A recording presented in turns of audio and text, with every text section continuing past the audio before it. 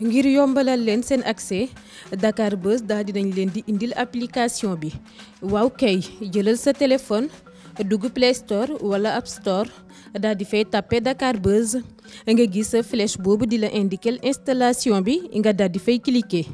léegi jeex na am nga sa application Dakar Buzz ci sa biir téléphone saa soo fa duggee rek mën na am bépp xibaar boo soxla moo xam diine tàggat yaram fait divers people politique wala société ak it tamit ay entretien yu mucc ayib yow mu amagul application bi dawal gaaw jël sa téléphone télécharger sa application Dakar Buzz sur Play Store wala App Store. ami internet dal leen jàmm ci Dakar Buzz mi nga xamante ne nii moo leen di fekk saa su ne ku nekk fa nga nekk ak ñi nga nekkal mu jox la lii tax ngeen di nekk tey nag dañu ñëwaat ci émission bi nga xamante ne nii mooy man ak moom depuis 2020 bi biñ ko commencé ba léegi amagul benn numéro bu ñu enregistré mën naa wax ne bi mooy sama premier numéro ci atum 2020 bi ci émission man ak moom di nuyu ami internet yëpp di leen wax bonne et heureuse année mieux vaut tard que jamais comme ni ko tubaab di waxee donc ma leen di ñaanal atum jàmm atum naataange man ak moom ak toute l'équipe de Dakar Buzz ñu ngi leen koy ñaanalaat encore une fois papa maa ngi lay nuyu sama maam la man dama koy maamoo parce que sama maam la li buggee tax maa ngi lay nuyu Guèye di la dalal bu baax Mame Makhtar ci kër gi nga xam ne sa kër la muy Dakar Buzz. waaw waaleykum salaam Ndoye Mali Maram di delluwaat rek di amaat mbégte ci dalal bi nga ma dalal ci seen plateforme bu taaru bi di Dakar Buzz. di profiter di sóoraale ci nuyoo bi mboolem téléspectateur u Dakar Buzz. particulièrement ñi safoo émission man ak yow la defe na man ak moom. man ak moom. waaye man bu ma sañoon ñu tuddee ko ñun ak yéen. ñun ak yéen. te di ñaan yàlla émission bi la ngeen ciy séntu. ci ay tegtal ak ci ay leeral. yàlla dimbali ñu ba laaj ak tontu yi ñuy seq. di ma fas yéene seq ak. mbokk mi Ahmed Ndoye. waaw jërëjëf yàlla dimbali ñu ba ñu am ci li ñu bëgg incha allah. jërëjëf Guèye gannaaw nuyoo bi dañuy attaquer sujet bi comme niñ koy waxee lu def waxu luy ay di njàmbat man nee naa coowal rànguli moom dama ñëw fii pour ràngu ko ndax yow sama maam nga man maay ràngu coowal rànguli gannaaw situation bi mu tollee fii ba yegg si fii mën nga ñu ko résumer rek ci lu gàtt mooy plainte bi fu mu mujj gannaaw si baalu na yéen a ngi doon def plainte ndax da ngeen a dëggal plainte bi wala da nga ko mujjee baal laataa ñuy dugg nag ci profondeur u problème bi. waaw baaxoon na tam ñu dolli tuuti leeral rek ginnaaw dafa jur coow. te ci réseaux sociaux yi ñi xam ak ñu xamul ku nekkaa ngi wax. di leeral ni kenn mësul dégg fenn Jamra mbaa nga liir ko. di bàkku ne. ak di jox boppam ay sañ-sañ yu pànk yu demee nii. naan ñooy directeur de la conscience de qui que ce soit. wala gendarme de la morale de qui que ce soit ñiy wax loolu. yàpp sénégalais yi weesuwul sax ngay dëkkal Jamra foofa. yàpp sénégalais yi ndax sénégalais ku leen xam ak seen attachement à la liberté. à leur dignité. et à loolu journaliste wax naan que en tant que adulte ils sont majeurs et vaccinés. kon suñu taxawaay du foofee suñu taxawaay du tus. dul taxawaay talib. te am nañ ci droit. ñoom ñuy wax loolu la ñu ne. nekk ci.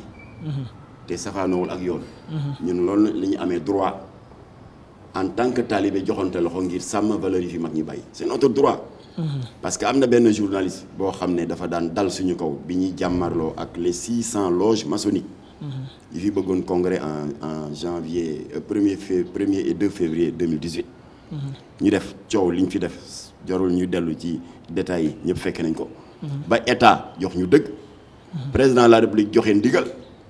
ba Alioune Badara Samb le préfet de Dakar def benn arrêté préfectoral d'interdiction. de toute manifestation d'obédience maçonnique. pour des risques de trouble à l'ordre public waaw ordre public kay. ndax suñu bakken lañ ci teg. du ñu nangu ñoo xam ne wax nañu ñooy ñan. parce que ci seen constitution ñoom nee nañu effacé nañ ci depuis seen scission bi 1877 kooku c'est une longue histoire. toute référence à Dieu et à l'immortalité de l'âme. nee nañ dañuy def la promotion d'un nouvel homme tabax nit ku bees. tabax donc ay maçon free mason. nit ku bees koo xam ne dafay am liberté de disposer de sa vie comme il l'entend. autrement dit nee nañ dañu bëgg daal un homme qui prône une liberté de conscience absolue kon ñooñu nëbbuñu ne dañu bëgg tabax une société sans Dieu. waaw journaliste boobu di wax mu bëgg ñun ñu bàyyi leen fii naan waaw na Jamra respecter la liberté d'expression et d'association on le respecte. parce que dóoru ñu leen xeer sànniwu ñu leen xeer. bàyyi nañ leen ñu dem fii King Fahd Palace def seen réservation fay seen i millions. da ngeen ñu gis ñu dem jàmmarloo ñu am. ñun li ñu yoon may la ñu jël. def nañ suñu point de presse def suñu sitting ne président na jël matuwaayam du ñu nangu jàngale yu rafet yi fi mag ñu baax ña tëdd Touba Tivaouane Ndiassane Thiénaba Niassène Medina Baye Layène bàyyi ay xeexkatu diine muy franc-maçon yi. ñëw doyadal ko xajamal ko yàq ko am nañ droit taxaw teg ci suñu bakkan. kon nag taxawaayu Jamra loolu rek la. terew ñu kenn nga nekk ca loo ne. terew ñu kenn nga dem ca réseaux sociaux yu futteeku yaramu nen ak ou plus. terew ñu ay franc-maçon ñëw fi mais nag yéen ñi leen nangul loolu soi-disant que ay intellectuel ngeen.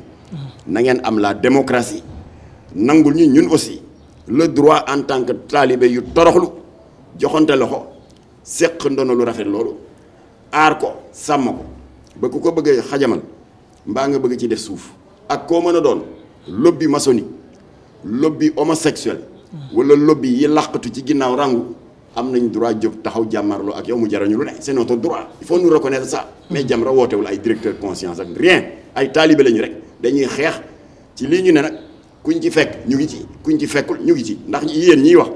la ngeen ne yéen a nga ca. waaw nekk leen ca waaye bu leen ne que yéen la ngeen ne ku ci newul ci dara ça c'est de l'intolérance ça. loolu laa doon def pour mise au point. pour mise au point ma ñëwaat ci laaj bi moom mooy. fu ngeen ci toll. plainte bi da ngeen ko retiré wala baal ngeen ko baaloo leen ko. ma bëgg a leeral ni réseaux sociaux yi yow Ameth Ndoye ni nga koy yëgee en parcourant ton fil d'actualité. ñun itam noonu la ñu doon surfer tombé ci jombe joojule. naan benn soirée privée entre 200 000. À l'extrême droite ci écran bi en vertical ñu bind ci ne que le lieu est tenu strictement confidentiel xanaa la nga fay def narul doon jàmm bref ni ngeen ko gisee noonu lañ ko gisee. demuñu wuti ko am na ñu naan Jamra day dem loqati ji on n'a rien loqati ñoom ñoo ko def mu ne bàcc. ci fil d'actualité nga gis ko ma gis ko ñëpp a gis ko. mu am ñu mu naqari mu am ñoo xam ne ils s'en fichent mu am ñoo xam ne ça les laisse indifférents la demee. waaye dès l'instant que nee na soirée privée la yoonu kenn newu ci. du yoonu Jamra du yoonu kenn. c'est pour préciser que contrairement à une certaine information fausse qui circule. la plainte de Jamra ne porte pas sur cette soirée privée bi nga xam ne suñu yoon newu ci. waaye nag yàlla dafa dogal ñu ne ci dëkk boo xam ne dafa am ay xar baaxam te ba jamono dee baax. suñuy bàyyi ak suñuy maam nit ñi daan gérer les conflits communautaires dans les familles wala ñaari sëy yu yëngatu. kii ne day ñaan baat kii wala kii ne damay fase dañ leen daan convoquer les sages du village ñoo leen daan convoquer ca penc ma. te Senghor di wax naan que la démocratie sénégalaise trouve ses fondements dans le dialogue sous l'arbre à palabre. fa lañ daan toog waxtaan joxe ay kaddu. defaraat diggante bi rabaat ba jàmm ñu ne ñooy loolu moo fi yàggoon ne. mais penc mi dafa toxu léegi. penc moomee. dafa toxu ndax avec l'avènement des nouvelles technologies de l'information et de la communication. tax na léegi Facebook penc la. YouTube penc la Instagram penc la et cetera. penc bu gën a garaaw sax suñu pencu maam yi. parce que boo daan dem suñu pencu maam yi def fa lu xayat yi. mbaa nga sol lu gàtt wala lu bon. ne sa penc ma ñoo koy gis rek naqarlu ko. waa village bi yëpp xanaa ñu jóge fi nettali leen ko. waaye kumpa lay doon ci ñoom ndax fekkewuñu ko. penc yu bees yu moderne yi li tax mu dangereux loo fa def lu positif à la seconde près des millions de personnes gis ko. loo fa def lu baax itam naka noonu. te borom penc yooyu ña ko sos muy Facebook di YouTube ou autre muy yow muy man ba ngay ubbi sa compte Facebook wala sa compte YouTube la procédure est la même. bu ñu la laajee nom prénom adresse et cetera.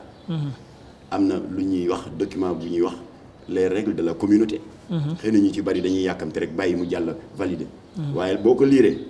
lañ ci wax mooy fii c'est une communauté.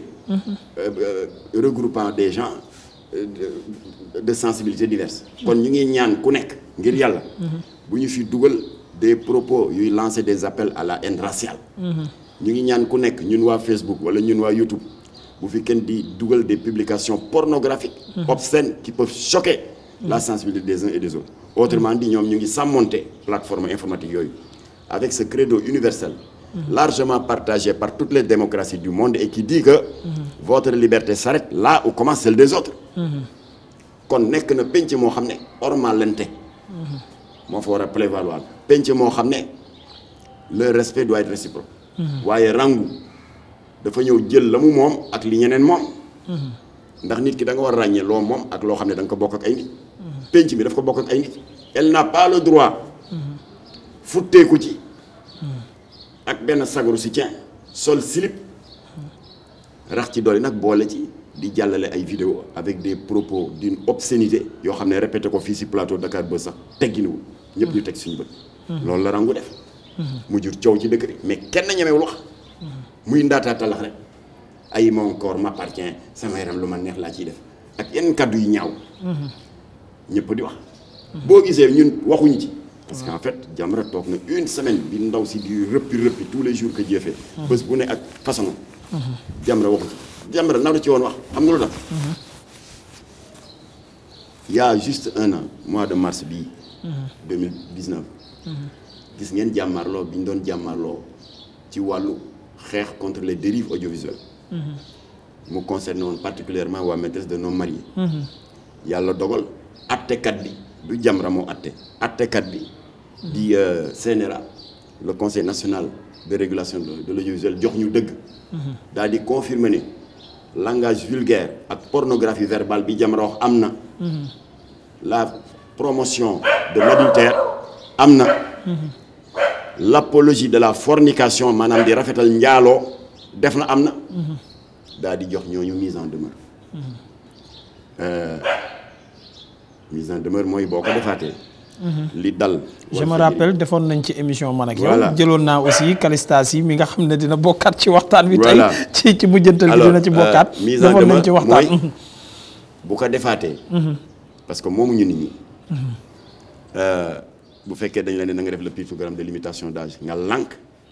wala nga xool say heure de diffusion parce que heure yi nga koy diffuser famille yaa ngi toog doom ak jarbaat. nga heure de forte diffusion lay am c'est les soirs. voilà di ko def le soir à des heures de grande écoute parce que ñu ngi jiital des intérêts bassement financiers.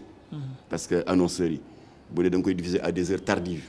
day naa auditoire bi dana wàññeeku kon nag dootul show pour def ay donc ils ont tenu compte de tout ça. def maa tey.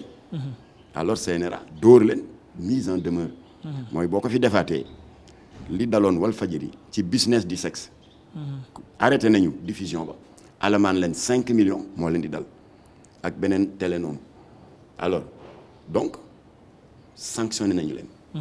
donc dañu nekk en sursis. parce mais papa ba léegi waxagoo ma nag ràggu fu ci loolu laaj dama bëgg nga comprendre. waaw alors ba loolu amee. lan la ban réaction moo am. bi CNRA sanctionné nii ma la ko expliqué nii. mise en demeure maîtresse d'un homme marié. lan la nit ñi def dañuy nekk ci réseaux sociaux yi di ci xëy di ci gontu. waaw sanction bi ñu teg maîtresse d'un homme marié waa Jamra dañuy soxor fii du état islamique fii du Iran fii du Afghanistan ah et puis dans tout ça yéen waa Jamra avant ngeen di plainte waa maîtresse d'un homme marié lu tax demu leen waxtaan ak ñoom lu tax jiitalu leen dialogue ah ma ne peut-être que wax nañ dëgg. ñu teg ci ay fan yu néew coow waal yi ñëw ma def ñoom li ñuy sant ma jiital waxtaan loo tax ngay wax ak moom kooku kenn du wax ak moom du nit ku baax alors c'est cette hypocrisie là qu'on ne comprend pas. ma ne leen looloo tax nag bi coow rangu ñëwee ma def li Kocc Barma di wax rek maanaam seetaan moo dàq ci mu daje ma ne lu rangu def baax na suñu yoon newu ci. voilà ce qui explique le silence de Jamra pendant presque 10 jours léegi nag y a beaucoup de femmes qui nous ont appelé ne dérives yi bu daan am dañ daan gis Jamra monter au créneau. bi ci mujj ñaari ibaadu la wax ci téléphone bi sama nopp bay jooy ne la vie privée individuelle de Rangou ne les intéresse pas. waaye li leen indigné ak li leen metti mooy jigéen la comme ñoom. te à longueur de journée mu ngi ci plateforme yi yu réseaux sociaux yi di toroxal jigéen di dégrader l'image de la femme. loolu moo ñu metti alors ma daal di leen nettali li ma la wax c'est-à-dire double jeu sénégalais. boo waxtaanul ñu ne waroon nga waxtaan ñu ne waroon wax ak kii. ma ne loo tax affaire Rangu ñun suñu yoon newu ci. alors ñooñu insister ba ma gisee vraiment seen état d'indignation ma ne waaw on va essayer de faire quelque chose mais avant de faire quelque chose ma daa di woo un responsable des associations féministes sama dama ci bari ay xarit ma ne leen ginnaaw bi leen Jamra sargale ci ndam lu rëy li ngeen am sur la criminalisation du viol ndax effectivement vous avez raison amul xeetu toroxal jigéen bu ëpp siif egg ci yow moo gën a ñaaw kon gàcce ngalaam vous avez réussi il est vrai bokkoon na ci programme Abdou Latif ginnaaw bi mu criminaliser le viol la drogue mais comme que def ngeen ko macha allah Jamra ngi leen di gërëm yàlla na leen yàlla defal yeneen ndam ma ne wa nag waaye à part ça xale bi di xotti war ma jigéen guddeeg bëccëg ci réseaux sociaux xanaa yëgu leen ko mu ne mooy coow rang bi ma ne waaw loo leen ci xam comme que da ngeen di défendre l'image de la femme waaw ñun temps yi dañu ne séminaire xam nga ñu nga sali di waajal ay pexe pour ñu dépénaliser n'est-ce pas l'avortement waaye on les attend de pied ferme loolu daal la ma lay moo tax ñoom waxuñ ci xam nga déggoo kenn wax ci mouvement féministe yi alors Jamra nag comme que tout le monde démissionne ñun dinañu sàmmonte ak li Seydina Mohamed wax nee na jullit bi à part soo matale juróomi ponk yi shahadaat bi waxtu wi juróom joxe azaka woor weeru ko rek aji màkk bu la ko sa poos ak sa koom sa wér-gu-yaram maye dafa ne lii mottali seen njullit mooy ngeen sàmmonteeg ñetti taxawaay boo gisee une injustice boo xoolee boo gisee lu ñaaw wala luy tilimal malaanu l'islam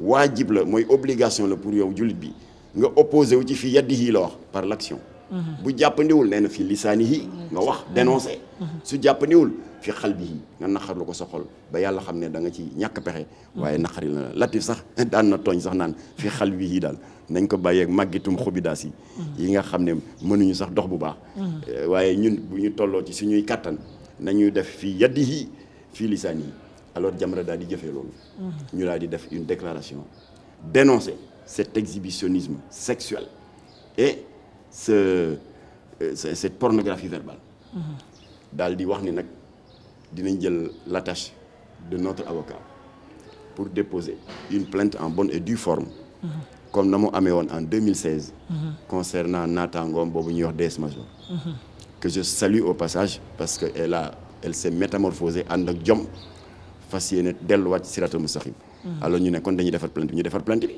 et on n'a rien inventé dans la plainte dañu sukkandiku li code pénal wax en la matière c'est-à-dire article 318 bi condamné l'outrage public aux bonnes mœurs waxul outrage privé de et l'article 324 qui condamne l'attentat à la pudeur ci yooyu la ñu sukkandiku daal di bind plainte bi waaye ba mu yégee ne déposé nañ plainte mais ca ngoon nga gis ngeen ce qui s'est passé dafa jóg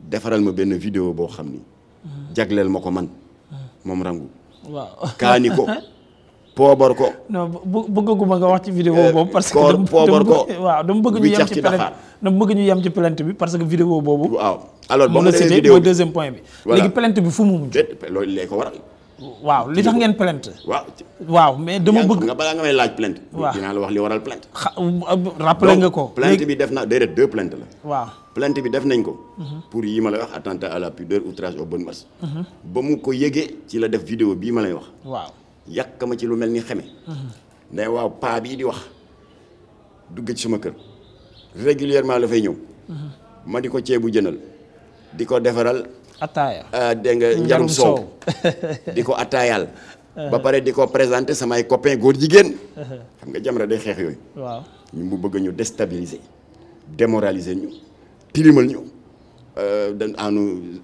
en sous-entendant une complicité entre ñun ak yee ñuy xeex ba ma defee loolu nag ma ne ko soxna si am nga ñaari plainte benn bi mooy bi ma annoncé sànq outrage public aux bonnes mœurs beneen bi mooy diffamation et injure publique alors ñu daal di jóg pare ko mais ba nga xamee ni bii yéeg na ne déposé nañu plainte dëkk bi yëpp itam yéeg na ne y a 2 plaintes li ma recevoir ci ay woote ci ay soutien venant de toutes les confréries du Sénégal duma ci lim ñëpp nag waaye xëy na ñaar ñi nga xam ne fës nañu te ils sont allés plus loin qu'un simple soutien verbal ndax dañu ne naa bind seen tur ci plainte bi. ñooñu rek laa lay citer consignataire. voilà ñooñu rek laa lay citer kenn kii ñu ngi koy ziar muy sëñ Bassirou Mbacké Cheikh Astou Fall di jarbaatu sëñ Mountakha Mbacké khalife général des Mourides nekk sët ci maam Cheikh Ibra Fall jiite kuréel bu mag a mag bu ñuy wax le comité de défense des valeurs morales une douzaine d'organisations socio-religieuses yónnee na jawriñam di oustaz Adam Mboup ne dugal leen ma ca plainte ba ca ngoon nga côté Tivaouane Serigne Aliou Sall ibn Safiatou Sy ibn Ahmed Sy ibn Seydil Haji Malick Sy radiallahu anhu jiite kuréel bu mag une confédération de daïra bu ñuy wax mutahabina fillahi kooku yónneewul dafa ma woo en personne associé wu ci indignation bi ci plainte bi keneen ki fi may jeexale moo di benn imam ratib bu nekk Tëngéej imam El Hadji Aliou Dia jiite ONG bi ñuy wax Daaral Quran wal Ihsan moom itam ne kenn du dem mu des donc boo ko toppee ñu ngi ci 54 co-signataires de la plainte. ok alors ba loolu amee ay nit woo ma nee ma nag léegi changement dafa am ma ne leen ban changement.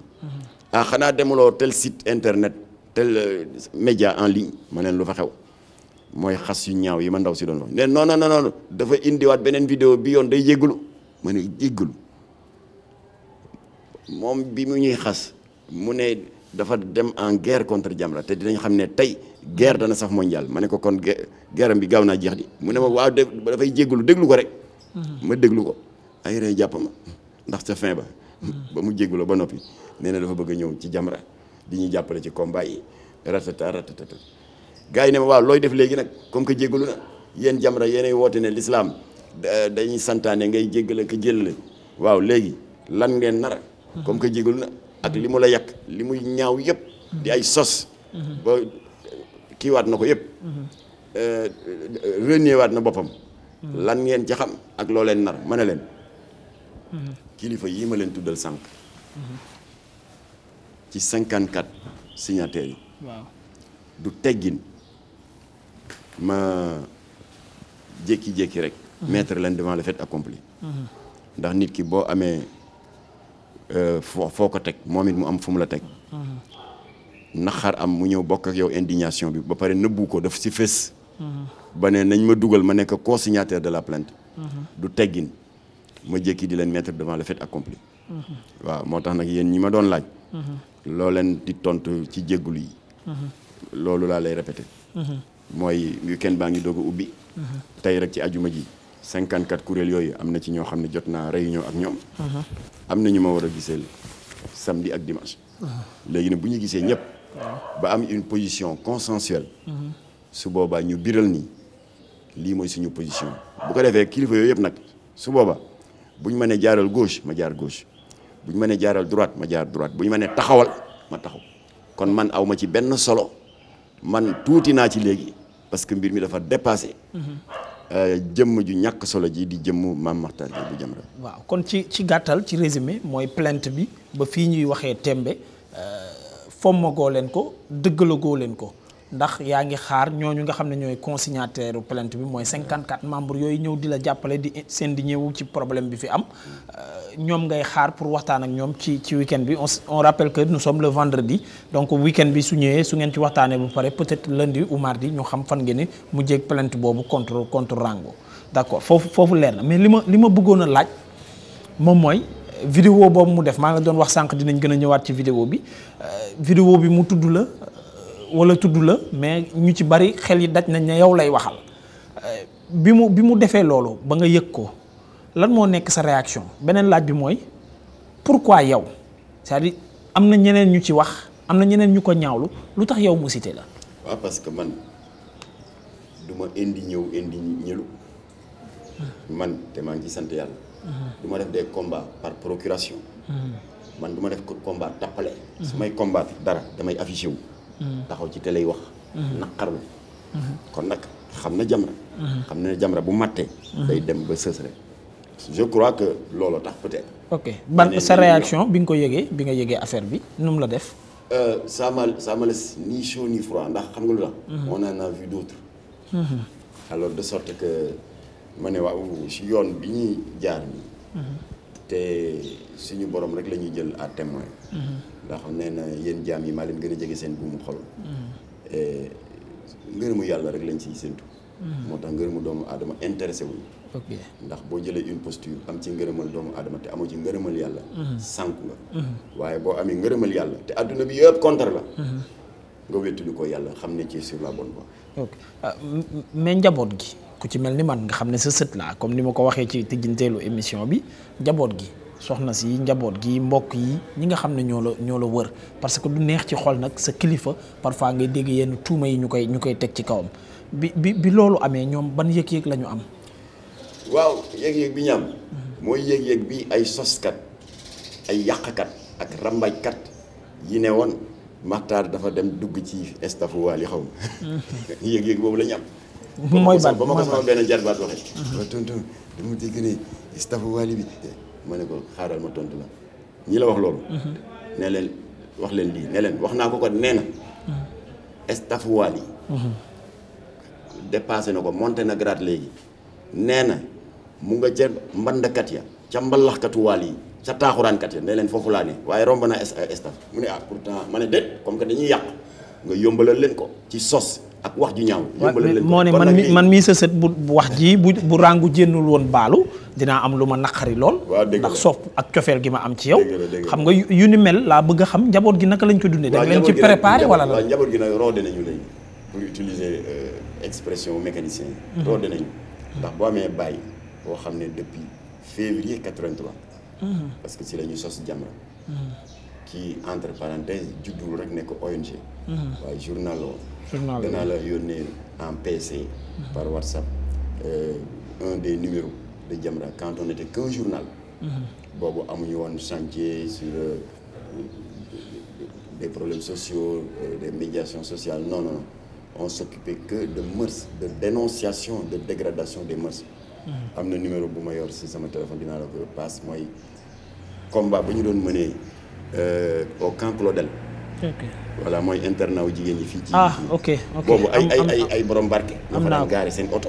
di yàq jàngu ay étudiantes di seen i moroom yi doom di leen yàq gaare seen oto ñu filmer plaque d'immatriculation yi génne ko ci journal bi keroog la oto yu luxe yi daan gaare foofu keroog la dakk voilà naa la yónnee journal bi. alors donc foofu la Jamra commencé alors donc février 83 ba février bii di ñëw. incha allah ci la ñuy màggal suñu 37 ans de combat et de réalisation concrète alors. kon ñoom mis nañ ko. du 37 ans. du sëñ Fallou Taman di wax naan du yàgg rek dëgg la. waaw 37 ans nga gis sa baay mbaa sa borom kër wala sa nijaay mu nekk ci combat yooyu. da ngay mujjee roodeegu. de sorte que dara dootul fees sa bët. kon nag yaa ma doon laaj naka la ko njaboot gi dundee noonu lañ ko dundee comme yi ñuy dundee yi ko jiitu yëpp.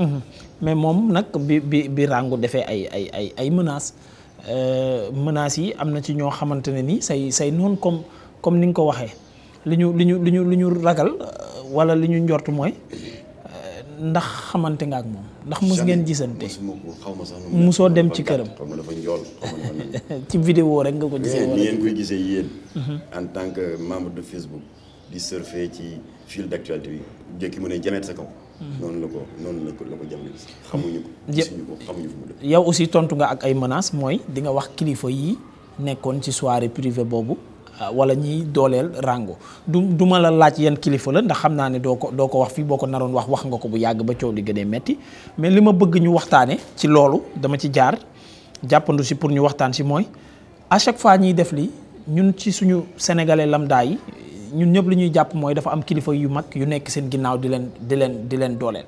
est-ce que jotul yéen aussi bu fekkee da ngay xeex ab mbir nga dem ca racine ba dog ko fa parce que ku ñeme dañ laa déey donc kii déeyaate buñ ko karee moom est-ce que yu bari yu ni mel nii du fi jeex. moom laa def je l'ai fait. comment xam nga au mois de juillet août yëpp.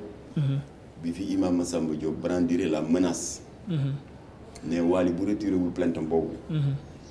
parce que l'imam en question jëmmam sa personne intitut personnel itteeluñu. waaye manteau bi mu sol. ñu tuddee ko imama. du ñu nangu benn imam ci Sénégal Jamra xam la ak mu ñàkk laa xam manque boobu ñu di ko gàkkal bu dee wóor nañu ne dañ laa tooñ bu dee wóor nañu ne dañ laa tooñ la ñu wax alors donc imam Massamba daal di brandir cette plainte ne cette menace ne bu plainte bi rocceeku dinañ génn liste góor jigéen yi mais qu'est-ce qui s'est passé comme réaction dans les réseaux sociaux woo waay bu leen ñu rey waay depuis quelle année ngeen di wax naan liste góor jigéen Jamra yorul tous ma ne baax na j'ai fait une déclaration récemment vers le début du mois de novembre wax ni jot na nag sénégalais xam kii daal di def allusion à la liste des homosexuels et à la liste des associations d'homosexuels ma daal di naqarlu nag dans cette déclaration le fait que un État qui entre autres a la responsabilité de préserver la stabilité sociale à travers la protection de la santé mentale et morale de nos enfants naka lay jógee structurer l'article 319 qui condamne les unions contre nature donc homosexualité lesbianisme ce même État jaar ci suuf jël ay lijaasa ay récépissé ne góor jigéen yi am leen ministre de l'Intérieur dégg déclaration bi woo ma man ñaanuma audience moo ma convoqué Aly Ngouille Ndiaye le 13 novembre bii passé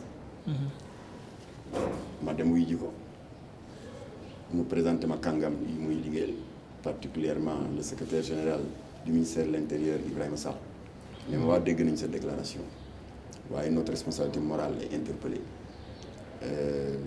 en tout cas man Aly Ngouille Ndiaye fii ba ma fi nekkee ba léegi mosuma joxe récépissé à des associations góor jigéen bon comme que da nga déclaré loolu ma ne woon naa la laaj ba xam noo ko gisee ma ne ko maa ngi lay gërëm di la sant waaye je précise que Jamra depuis 37 ans que nous sommes sur le terrain de combat amul benn doomu aadama bu ma sa fees suñu bët loola waral nag ñun duñu personnaliser nos combats parce que fii nga toog yow monsieur le ministre neewuñu que Aly Ngouille Ndiaye joxe na fiy récépissé dañu ne institution bii nga jiite tey qui s'appelle le ministère de l'Intérieur ci nguuru Ablaye Wade joxe na 9 récépissés et on l'avait dénoncé à l'époque te boobu j'étais président de conseil d'administration mënoon nañ ma cee dàq ci nguuru Macky Sall nombre bi jóge na 9 ñëw ba 16 kon joxe ngeen 7 institution bi laa wax moo joxe 7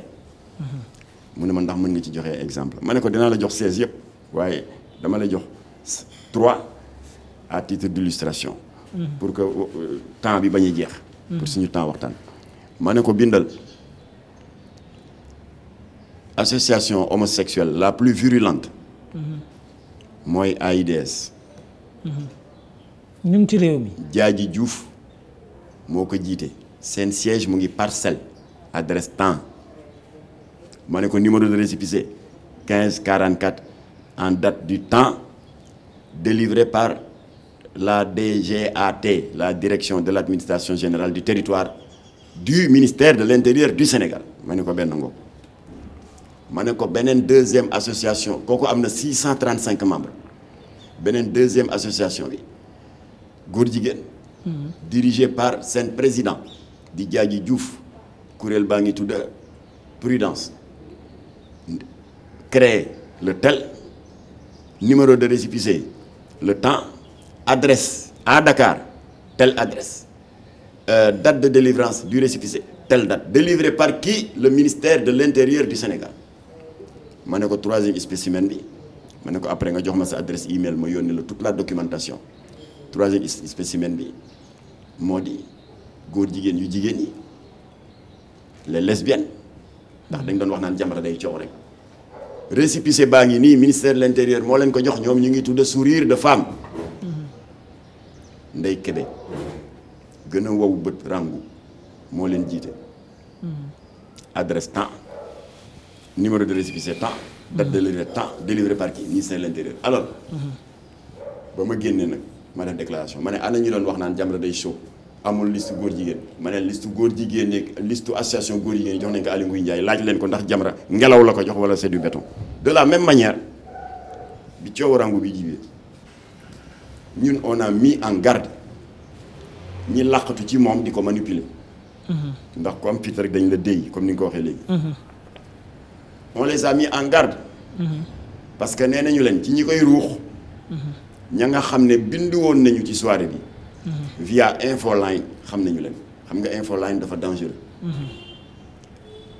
ndax infoline yu bari naan waaw telle soirée ngi bëgg a commencer wala tel événement ñu ngi koy bëgg a organiser ku ci bëgg ay renseignements infoline temps infoline en réalité dañ ko connecté à un serveur léegi boo woowee ñu ne si vous voulez connaître le prix tapez 2 si vous voulez connaître l'itinéraire pour y aller tapez 3 donc boo wootee enregistré na sa numéro parce que xam nga numéro yi léegi nous sommes tous identifiés par la Sonatel et ensuite nga dem ca soirée ba ak nga ñàkk caa dem woote nga bindu nga wala woote nga bokk laaj nga renseignement am nañ ci 11 kilifa yu ñàkk fayda yoo xam ne am na ci 2 ou 3 yuy ruux xale bi di ko def loo yëfu dof yi muy def te am na ci kenn ci kilifa yi di tax ma jéppi ko dama ko mos dégg ci benn rajo waaw xale yi dañ leen war a yar jamono ji neexatul yéen a yàq xale yi taxaw naan xale yi dañ leen war a yar waaw ñooñu laa wax ne nag heureusement ndaw si daw na génn na Sénégal suñu continuer woon di ko ruux di ko jox yi moyen parce que nee na entrée 200 000 la ma ne entrée bu doon 1 million sax suñu yoon newu ci muy dem ci réseaux sociaux yi di xaste di yàq deru gor yi parce que xam nga dëkk bi daf fi am loo xam ne daf fi war a jeex te yéen homme de médias yéen ci mën a dimbali da ngay gis koo xam ne moo xam dafa am un projet artistique ou autre xërti dans tous les sens kenn faale wu mu ne ce que je vais faire comme que am na journaliste bu nekk Dakar Buzz te dafa siiw ñi di ko wax Ahmed Ndoye xaaral ma def benn vidéo rek yàq deram mu xëy Ahmed Ndoye lii Ahmed Ndoye laa sosol la yàq sa der tilimal la coow li ne kur ñu ne waaw Ahmed lan la ñu ne diw day mooy wax ci moom xam nga déjà bu ñu ne diw rek turam génn mu am buzz ba am buzz nag ba musiba bi nal ko see fekk ñu ne def vidéo ne Ahmed maa ngi jégalu de loolu daf fi war a jeex naroon naa ñëw ci loolu parce que dafay bëgg a yomb à chaque fois que comme ni nga ko waxee les hommes publics wala suñu yenn célébrités yi dañuy def lu ne weng pare ne ñu ngi jéggalu après mu mujj foofu dafay xew sax si suñu gox yenn goxaan yi nga gis ku def lu jéggati dayoo après ñu toog waxtaan ñu nëppal ko ñu jàll si leneen ak borom kilifa yooyu ngeen ne da ngeen leen di saam ko sutura est-ce que jotul ngeen leen di génne nag ci place publique bi ñi nga xamante ne ñi ñooy suñu kilifa ñooy suñuy ndaw ñooy suñuy mag xamee ràññee ne ñii duñu ay nit ñu baax jaruñu topp jaruñu déglu bu ñuy waxati ñu ne leen noppi leen boo gisee liste góor jigéen yi association góor jigéen yi ma génne ko waaw te dañ doon wax naan Jamra yorul dara dem ba ca Aly Ngouille Ndiaye jox ko waaw c'est parce que récépissé yi dañu commencé def ay dégâts ci dëkk bi mais kilifa yi làqatu ci ginnaaw ñu mel ni ràngoog ñeneen ak ñeneen di leen may doole di leen may fit est-ce que ñooñu aussi jotul ñu weer leen ci place publique bi ñëpp xam ne ñii duñu ñu baax nañu defaat la ñu defaat xool xam nga arrêté nañ parce que rango daw na génn na dëkk bi brigade de recherche maa ngi naan brigade de recherche la sûreté urbaine ñu ngi koy wër brigade des mœurs ñu ngi koy wër la section de cybercriminalité ñu ngi koy wër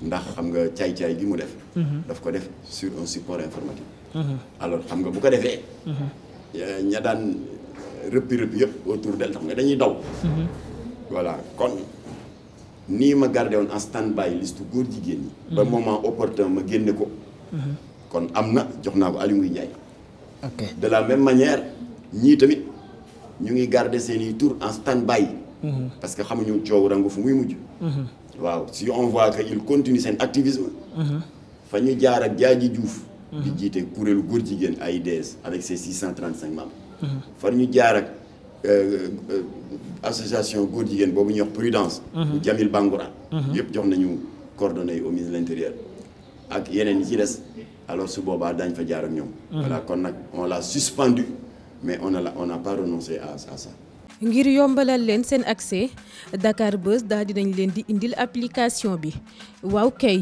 jëlal sa téléphone dugg Play Store wala App Store daal di fay tapé Dakar Buzz nga gis sa flèche boobu di la indiquer installation bi nga daal di fay cliquer léegi jeex na am nga sa application Dakar Buzz ci sa biir téléphone saa soo fa duggee rek mën na am bépp xibaar boo soxla moo xam diine tàggat yaram fait divers people politique wala société ak it tamit ay entretien yu mucc ayib yow mu amagul application bi dawal gaaw jël sa téléphone télécharger sa application Dakar Buzz sur Play Store wala App Store.